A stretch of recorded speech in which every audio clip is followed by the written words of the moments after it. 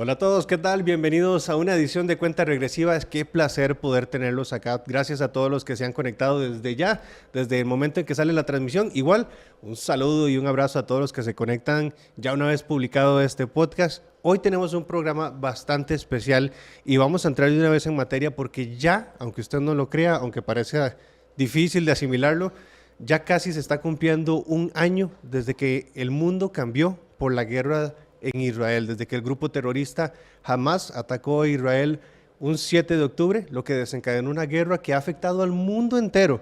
Y queremos analizar lo que ha estado sucediendo, una de las consecuencias más grandes que ha estado ocurriendo en el mundo entero, y es el aumento del antisemitismo. Por eso invitamos a conversar con nosotros a Shai Salomón.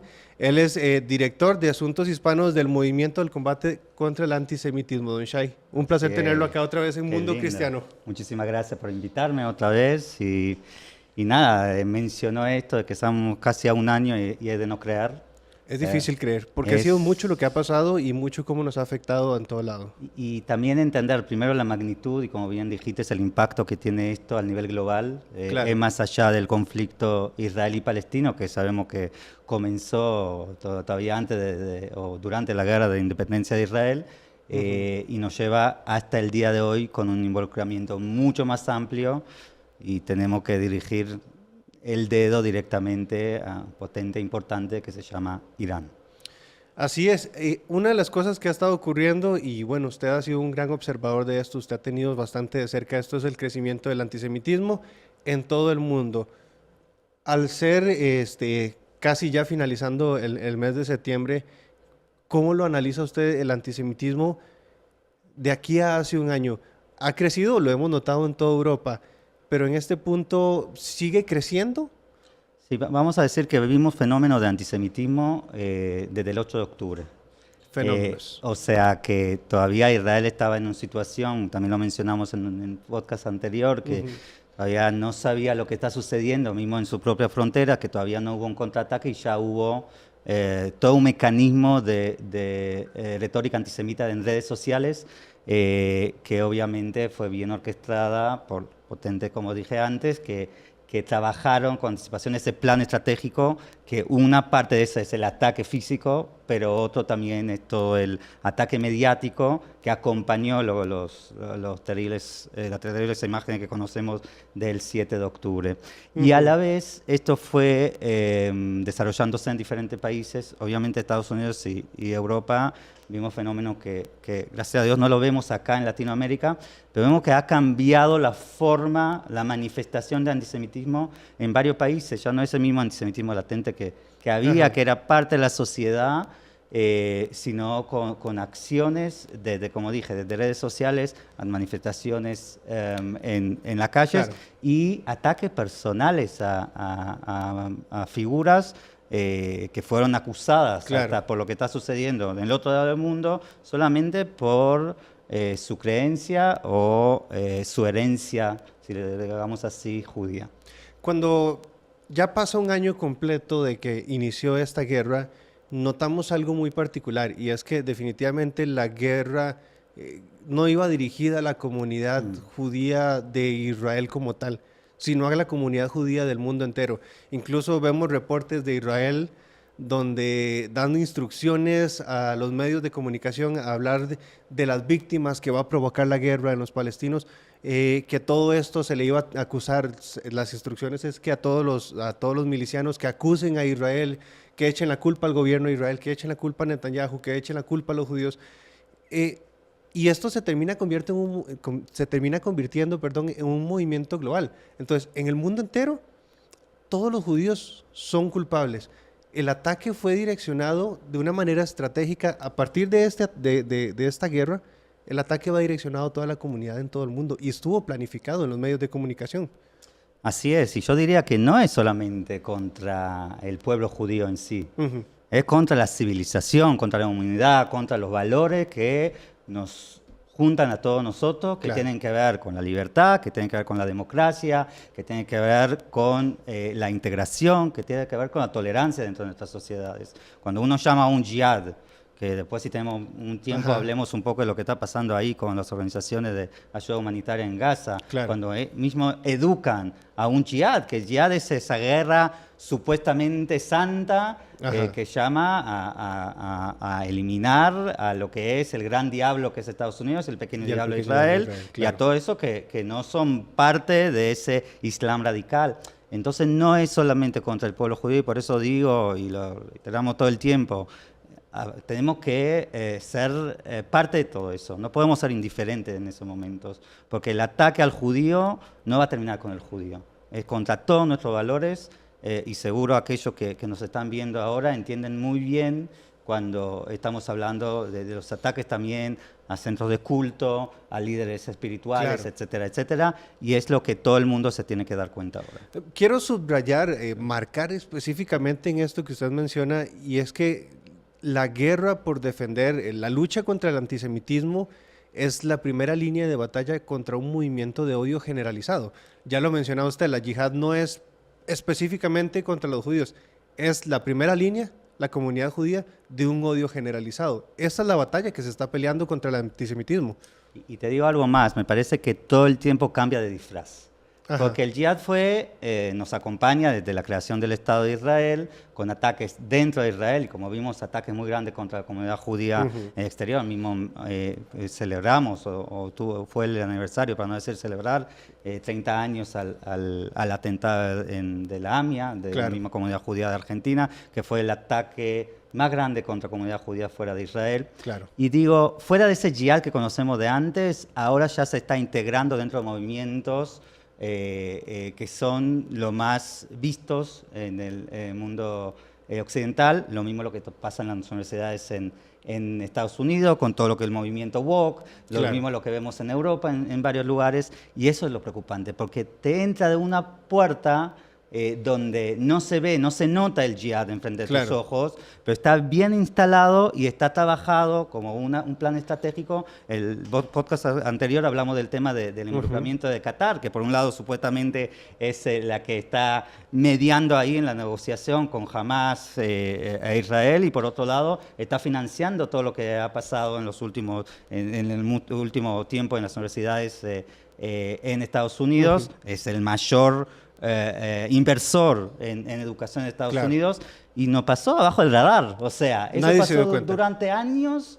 añales, se puede decir hasta de hace 20 o más años, y recién ahora nos damos cuenta que fueron diferentes armas o diferentes manos de este mismo pulpo iraní que se metió a través de sus agencias, a través de sus filiales, a través de sus proxies en cada lugar, incluyendo la educación de las organizaciones más importantes que supuestamente preparan los futuros líderes del mundo occidental. Claro, porque uno dice, ¿de dónde sale tanto dinero? Y vamos a entrar de una vez en este tema, porque hay algo que ha sido de lo poco que se habla en los medios, ha sido muy evidente, pero se habla poco, y es la participación de estas organizaciones pro-palestinas, una de ellas, hay que decirlo, la UNRWA, que ha formado un papel muy importante, y no en el conflicto del 7 de octubre, desde hace mucho tiempo atrás. Es verdad. Vamos a tratar de entender un poco de UNRWA, porque UNRWA es otro de esas historias, como lo vimos en las universidades en Estados Unidos.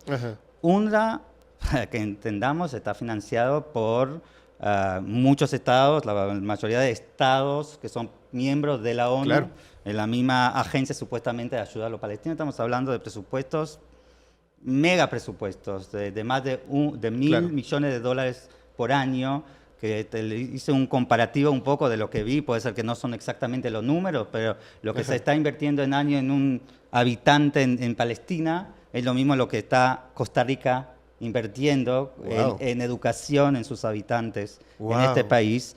Entonces, fíjense qué se está haciendo con este dinero. ¿Dónde está ese dinero? ¿Dónde está ese dinero? Está en los libros donde educan a los niños de quinto año llamar a un jihad, ¿no?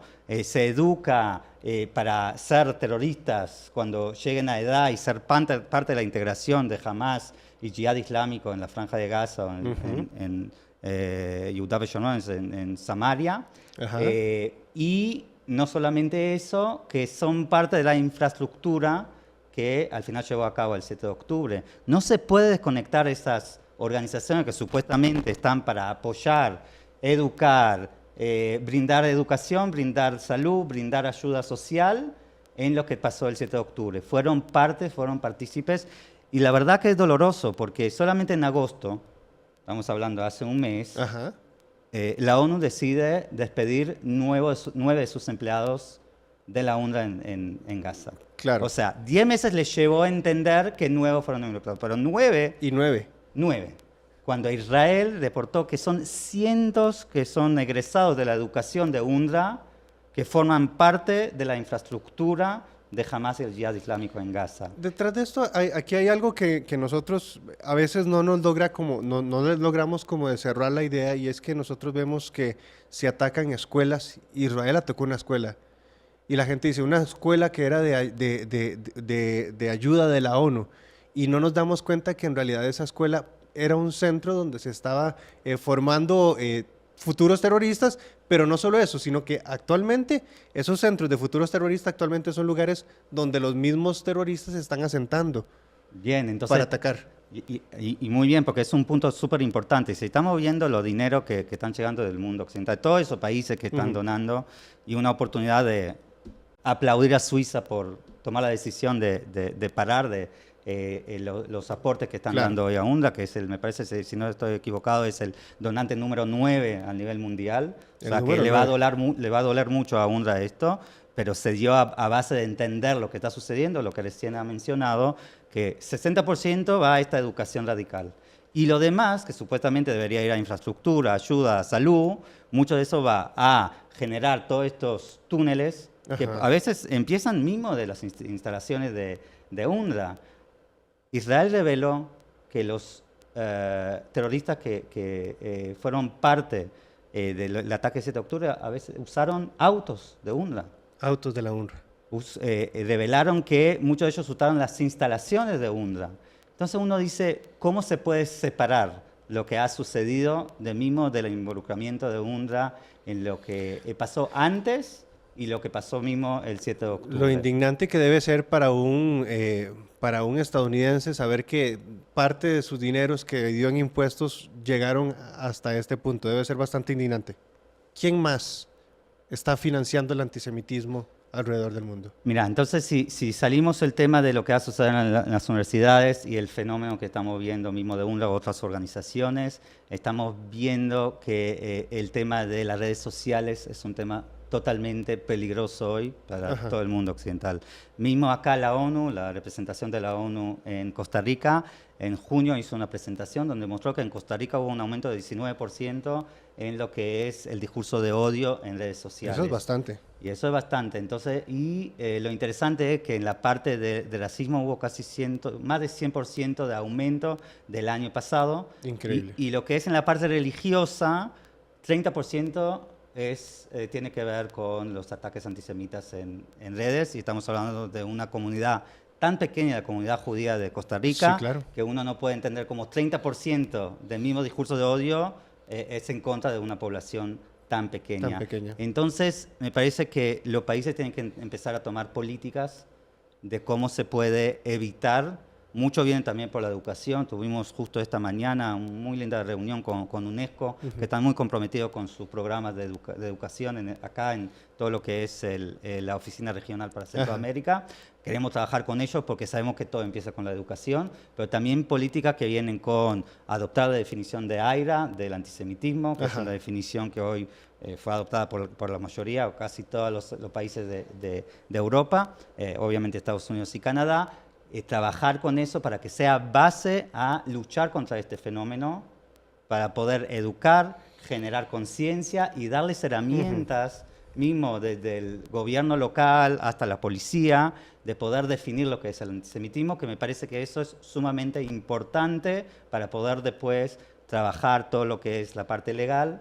Y obviamente tener ese cero tolerancia a lo que es cualquier discurso de odio y específicamente el tema del antisemitismo. Hablamos de elementos que están ayudando en este momento, hoy, 2024, septiembre de 2024, son elementos que ayudan a enervecer, a fortalecer el antisemitismo. vemos movimientos y hablamos del contexto de Costa Rica. Yo creo que es algo que vi hace poco en Costa Rica y no dudo que haya sucedido en otras partes del continente, al menos una marcha sobre la educación universitaria en Costa Rica, y yo estaba viendo en la televisión y observé y había una bandera de Palestina en una marcha que tenía que ver con un tema de presupuesto de la educación. Al otro lado había una bandera de la comunidad LGBTQ, y yo me preguntaba, mira, ideológicamente no creo que haya banderas de LGBTQ en Gaza, en Cisjordania. ¿Qué tiene que ver una cosa con otra en una marcha de educación universitaria? Perdón que lo digo, pero es pura ignorancia.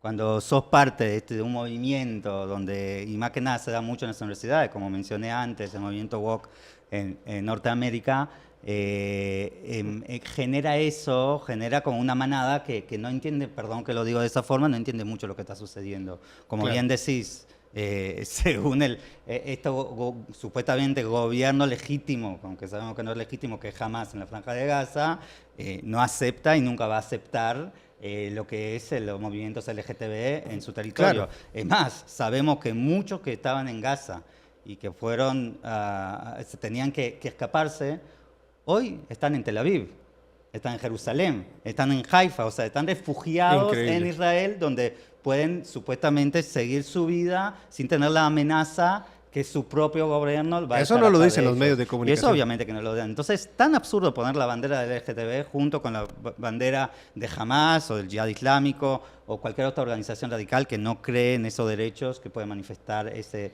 segmento dentro de la población. Entonces, me parece que ahí hay mucha ignorancia, hay mucha manada, y me parece que los programas que queremos brindar entre todos y nuestra obligación de poder hacer la voz es en eso, es entender a profundidad lo que está sucediendo hoy en el Medio Oriente, que no es un problema de Israel, es un problema de todos nosotros. Yo creo que no podemos ser, no es siempre en periodismo, en los medios de comunicación, hacer generalidades es un pecado, ¿verdad? Es una falla. Por eso quiero hacerle esta pregunta. Ondear una bandera de Palestina en apoyo a todo lo que está ocurriendo con el pueblo palestino, que es lamentable, ¿es antisemitismo? No, vamos a un poco explicar eso. Y yo lo digo como israelí, como judío, que soy de aquellos que durante años iba a manifestaciones en Israel para poder llegar a un acuerdo de 2 estados para 2 pueblos. O sea, me parece que represento un porcentaje importante dentro de la población israelí. Claro. Ahora, ¿qué pasa del otro lado? ¿Con quién vas a negociar eso? Estamos hablando que hubo acuerdos, le digo, el ex primer ministro Ehud Olmert, que fue a negociar, tuvo más de 30 reuniones con líderes de la OLP en aquel momento, y siempre con un no, estaba dispuesto de entregar una gran parte de Jerusalén, que sea capital del futuro Estado palestino. Algo que es impensable ahora. Y tampoco aceptaron eso. Entonces, está bien seguir diciendo dos estados para 2 pueblos, es legítimo poder pedir por la paz en esa región. Es más, a mí me duele mucho, porque a veces dicen, a los israelíes no les importa, si empiezan a hablar de que Israel es un estado genocidio. Es lejos de eso. O sea, estamos viendo que dentro de la sociedad israelí hay muchos debates acerca del tema, y Israel no tiene ningún interés en ese territorio. Es más, Israel salió de la Franja de Gaza en el año 2005, y desde aquel entonces hasta la guerra actual no hubo un judío dentro de lo que es la Franja de Gaza. ¿Y qué se hizo con esos billones de dólares? Miles de millones de dólares, que hablamos antes solamente de UNRWA, pero si hacemos una sumatoria de lo que Qatar integró a ese territorio, lo que Irán mandó a través de su proxies, todo el apoyo de la comunidad internacional, de la Unión Europea, todo ese dinero, en vez de, hablando de Suiza, de cómo decir, de poder ser Franja de Gaza, que sea la Suiza del Medio Oriente, y poder generar un acuerdo y comercio con Israel, se generó una maquinaria de matanza. Claro. Con gobiernos que supuestamente fueron votados por los palestinos, que la única finalidad que tienen es poder eliminar lo que dicen del río hasta el mar, el Estado judío. Increíble, me viene a mente un video que subió recientemente el vocero de la FDI, Daniel Hagari, donde muestra esos túneles gigantes, una estructura impresionante, y donde uno dice, todo ese dinero pudo ir a los palestinos. Claro que uno siente un poco de empatía por lo que está sucediendo en el pueblo palestino. Obvio. Ahora, si bien es cierto, hay gran parte del pueblo palestino que es víctima de Hamas. Que eso es algo que yo creo que lo expresa muy bien el presidente de El Salvador, Nayib Bukele, sí. Y él dice, así como nosotros sacamos a nuestros bandas narcotraficantes, nuestros terroristas, así tuvo que haber hecho los palestinos, sacar el grupo terrorista Hamas. Ahora, sí hay pueblo que, o sea, lo vemos, todo este ataque, pero también vemos que dentro de la población ahora sí hay un grupo importante que apoya el accionar de lo que está ocurriendo. A mí me parece que hay un antes y después, como dijimos en general a nivel global del 7 de octubre, pero tiene que ver también con entender lo que está sucediendo dentro, lo que ha sucedido los últimos años en la Franja de Gaza. No digo que no hay población inocente, no digo que no nos duele por cada mujer, hombre, niño que lamentablemente son víctimas de este conflicto bélico, pero hay que entender que muchos fueron colaboradores. Muchos. O sea, cuando nosotros vemos las imágenes del 7 de octubre, donde no entran solamente los soldados de Hamas, donde entra población entera a los kibutzim, aquellos poblados cerca de la frontera, y ayudan a estos terroristas inhumanos a hacer lo que hicieron, matar a niños, a bebés, violar mujeres, niñas, llevarse gente anciana, sobreviviente del Holocausto, adentro a Gaza. Hubo una colaboración importante de ciudadanos que vinieron, entraron, robaron y fueron parte de todo lo que hemos hablado. Más, había también periodistas dentro de este acto. Entonces, no quiero generalizar, pero eso que sabemos que hay una parte importante dentro de la población que fue de alguna forma colaboradora, que también se manifestaron como apoyando esas acciones de Hamas, eso lo sabemos hoy, y me parece que cambió un poco también la percepción de varios de los ciudadanos de Israel en ese sentido. Porque antes varios veían a los palestinos, o a la gran parte de los palestinos solamente como víctimas, hoy con mucha inocencia. Claro. Aquí hay dos actores bastante importantes. Creo que el terrorista, los terroristas, los que invocan la yihad, los que odian directamente y militan en contra de Israel, creo fielmente en que en lo mismo que el gobierno de Israel hay que erradicarlos completamente. Pero está la población civil. Y gran parte importante de la población civil está ya adoctrinada. Quiero pensar... A ver, es impensable, no se puede decir que la solución es eliminarlos, porque jamás, esa es la idea genocida que tratan de vender los medios de comunicación que supuestamente Israel está haciendo. Israel, tengo entendido, lo ha dicho el mismo Netanyahu, no quiere eliminar a los palestinos. No, para nada. Lo que quiere eliminar son los militantes. Así es. Ahora, hay una población que lastimosamente está adoctrinada. ¿Por qué? Por el trabajo de la UNRWA que ha hecho durante todos los años, como lo hemos hablado ya. ¿Qué visión se puede dar para poder cambiar ese pensamiento que ya está arraigado de odio hacia Israel? ¿Hay que aprender a vivir con esto ya de aquí hasta para toda la vida? Es interesante ese punto. Yo no soy muy optimista. La verdad, sinceramente, como dijiste, eso viene de generaciones de esa educación que no llamaba a la paz. No llamaba a la legitimidad de Israel, no llamaba a poder convivir en paz con un Estado judío. Y me parece que va a llevar muchas generaciones para cambiar esa percepción, ese paradigma que existe. ¿Qué se puede hacer? Ahora, seguro, hay que terminarlo antes. Esta guerra, que viene primero con la liberación de los 101 secuestrados que todavía están en esos túneles, abajo de las instalaciones de UNRWA, abajo de las escuelas, el mismo dinero que mencionaste que podía realmente cambiar la realidad.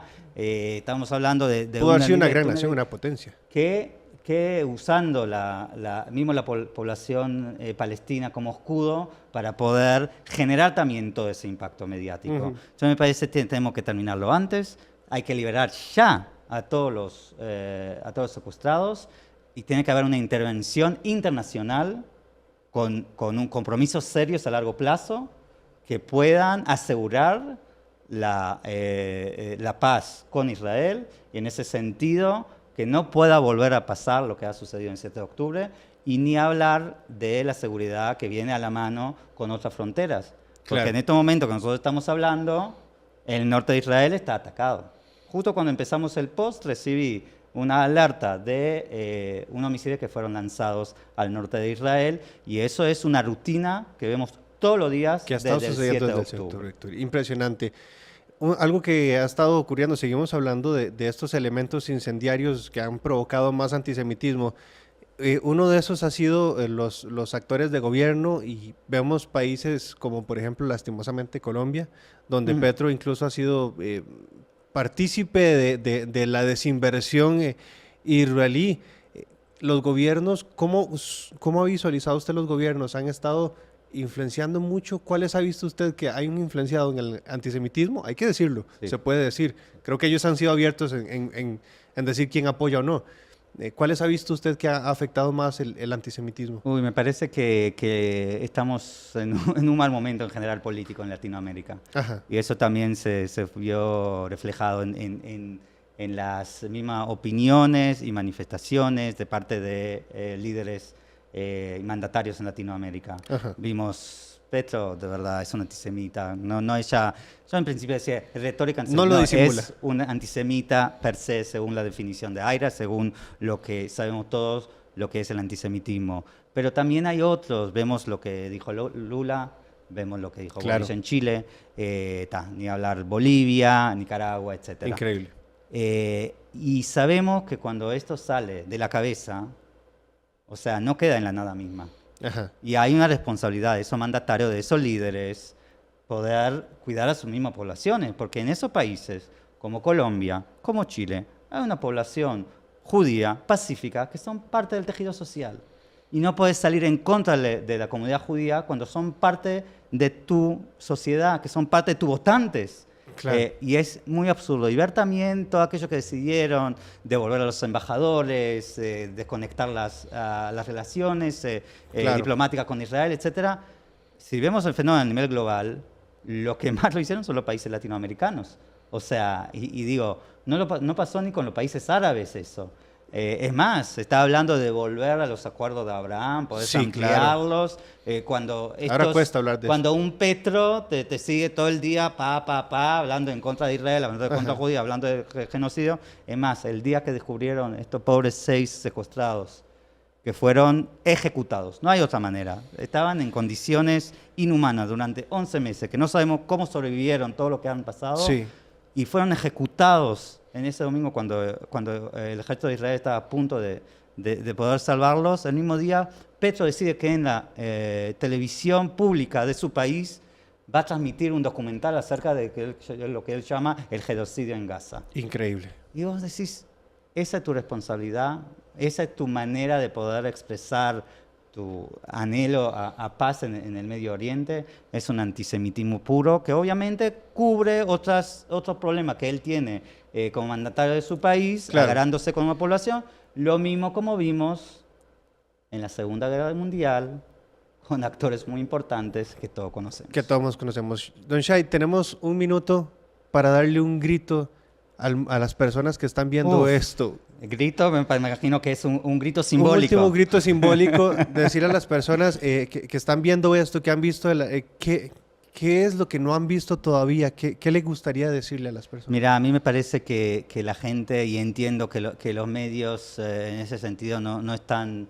haciendo su trabajo, vimos mismo mucha desinformación, esa competencia entre hasta medios importantes a nivel global, que quién sale con la noticia primero y después es muy difícil deshacer. Claro. Entonces, mi primer llamada en ese sentido es busquen el equilibrio, vean fuentes que realmente confiables. Nosotros hicimos una encuesta y vimos que casi la mayoría, casi la mitad, perdón, de los no judíos que se están informando acerca de lo que está pasando en Medio Oriente en el conflicto con Gaza, lo hacen a través de las redes sociales. No es la forma. Traten de leer, profundizarse, entender, y poder tener su propia opinión, porque es muy fácil ser parte Que se tomen su tiempo y que no corran con la noticia. Y que no fomentan ese odio, que entiendan que estamos buscando la mejor forma de ser una sociedad unida en un mundo que realmente está caótico, donde podemos defender cada uno los derechos del otro, que podemos ser más empáticos a lo que está sucediendo y que somos actores en todo eso. Y tenemos una parte participativa como ciudadanos conscientes de poder también generar el cambio. Poder hablar con sus mandatarios, con la gente que ustedes votaron, decir las cosas como deberían ser y acordarse, y nosotros siempre lo decimos, lo que empieza con el judío no termina con el judío, porque mañana van a estar atrás de la iglesia evangélica, van a estar atrás de los católicos, van a estar atrás de otras minorías dentro de la población, y es nuestro momento como ciudadanos responsables de actuar. Y con este recordatorio nos quedamos. Don Shai Salomón, gracias por acompañarnos. No, muchísimas gracias. Gracias a todos aquellos que nos acompañan, nos escriben, y los invito también en esta oportunidad volver a recalcar que vamos a estar haciendo acá, en este país de pura vida, nuestro cuarto foro latinoamericano contra el antisemitismo. Va a ser del 11 al 14 de noviembre, que obviamente vamos a hacer la cobertura a través de ustedes. Y nos gustaría que nos acompañen en redes, nos acompañen durante el evento. Aquellos que están en Costa Rica pueden también ver toda la información en CAM en español o a través de sus medios. Así que muchísimas gracias. A todos ustedes que nos escucharon a través de este podcast, muchas gracias por acompañarnos en Cuenta Regresiva. Que el Señor los bendiga.